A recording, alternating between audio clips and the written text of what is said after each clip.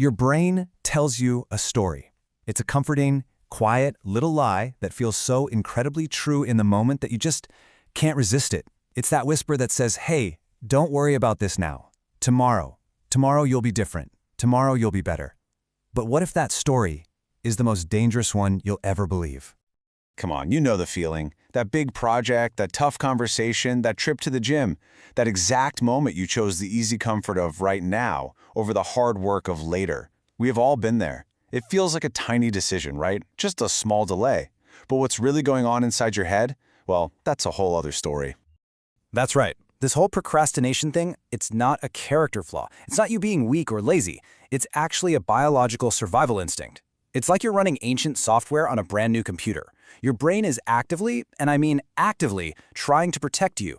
The only problem is, it's protecting you from completely the wrong thing. So let's get into it. To really understand why you put things off, first we have to understand the civil war that's happening between your ears 24/7. It's this constant, brutal fight between two very powerful and very different parts of you. So on one side, you have the limbic system. Just picture your inner toddler. It's ancient, it's impulsive, and it lives by a very simple rule. If it feels good, do it. If it feels bad, run away, screaming.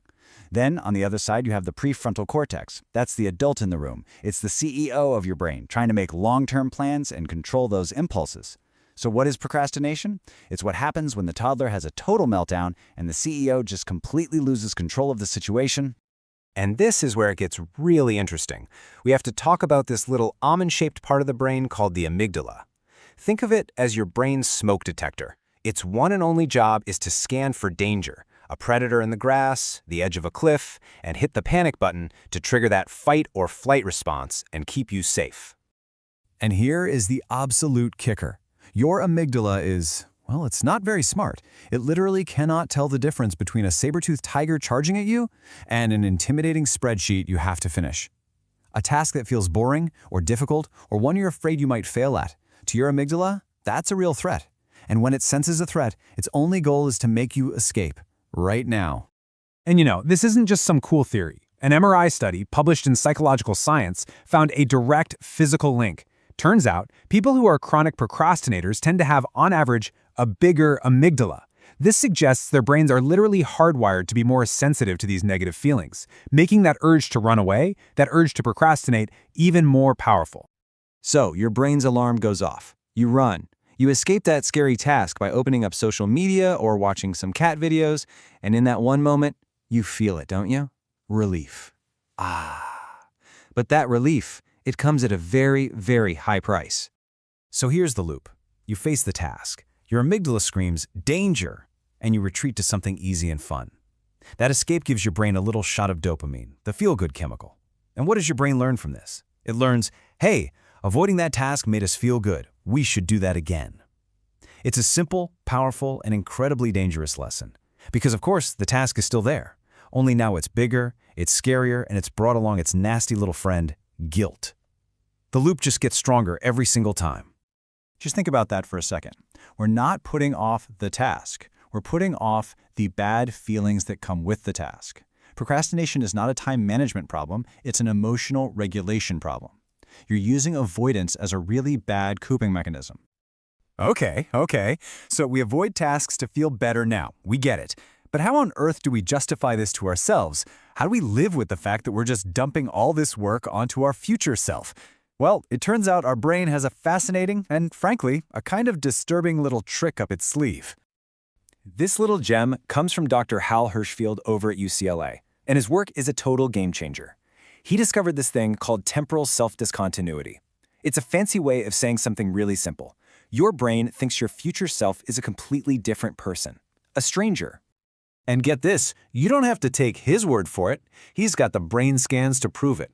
For a lot of us, when we think about ourselves in, say, 10 years, the parts of our brain that light up are the exact same parts that light up when we think about a celebrity or a random person on the street.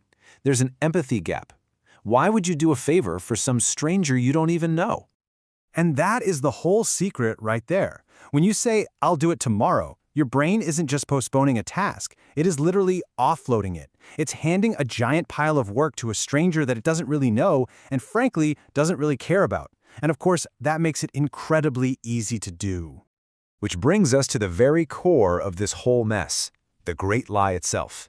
The absolute conviction that tomorrow's me is going to be some kind of superhero, motivated, focused, and totally ready to crush all the stuff that today's me just can't handle. And this belief, well, it's fueled by some powerful bugs in our thinking. First up, there's something called the affective forecasting error. Basically, it means we are terrible, absolutely awful fortune tellers when it comes to our own feelings. We are 100% convinced that in the future we'll be in the right mood, we'll have more energy, and we'll want to do the hard work. We imagine this perfect version of our future self that almost never ever shows up. We dream up this mythical creature, right? Tomorrow's me, so disciplined, so energetic. But the reality is, tomorrow you're going to wake up with the exact same brain, the same emotional wiring, and the same fundamental desire to avoid things that feel bad. Nothing is going to have magically changed overnight. And if that wasn't bad enough, our brains double down with something called the planning fallacy. So not only are we wildly optimistic about our future motivation, we are also ridiculously optimistic about the tasks themselves. We just imagine the best-case scenario, conveniently forgetting about all the interruptions and problems that will definitely pop up. The numbers on this are just staggering. On average, we underestimate how long a task will take by around 40%. 40. So not only will tomorrow's me not be more motivated, but the task you've dumped on them is also way bigger and harder than you're willing to admit today. So, as if our own internal wiring wasn't enough of a problem, the world we live in today is basically a giant playground for our procrastinating brain. Our environment is perfectly, almost maliciously, designed to exploit every single one of these weaknesses. I mean, just look around. Our phones are basically dopamine slot machines we carry in our pockets, designed to be addictive. The insane pressure to be perfect makes even starting a task feel like a massive threat. And the constant flood of information and notifications, it just paralyzes us, making the path of least resistance, doing absolutely nothing, feel like the only sane option. All right, so we've seen the battle in the brain, the trick of the future stranger, and the biases that fuel the better tomorrow lie. We've seen how our world just pours gasoline on that fire. But what is the actual, real-world cost of believing this lie day in and day out? Here's the hard truth. That idealized, super productive version of you, they are never going to arrive. Every single time you push a task off, you don't just delay the work, you add another layer of guilt and stress, which makes the task even more threatening for the next day. And, maybe most importantly, every time you give in to that urge to escape, you strengthen that pathway in your brain. You are actively training yourself to be a person who runs away. So I want to leave you with this final thought. We think we're buying ourselves a little comfort, a little relief, by procrastinating.